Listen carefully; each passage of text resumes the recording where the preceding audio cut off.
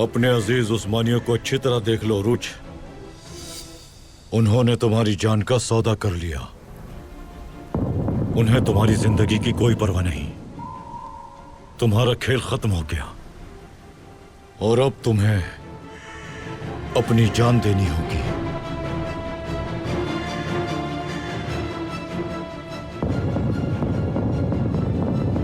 वो लोग उरुच रईस को चट्टान पर ले गए। हमारी आंखों के सामने मारेंगे उन्हें।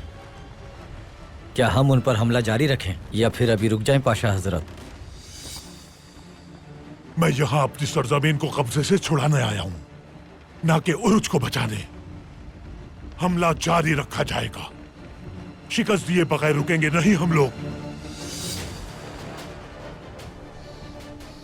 हमें जनाब गैब्रियल का इंतजार करना है। वो कुछ देर में यहाँ पर अपने बाबा की तलवार से मारेंगे उरुच को।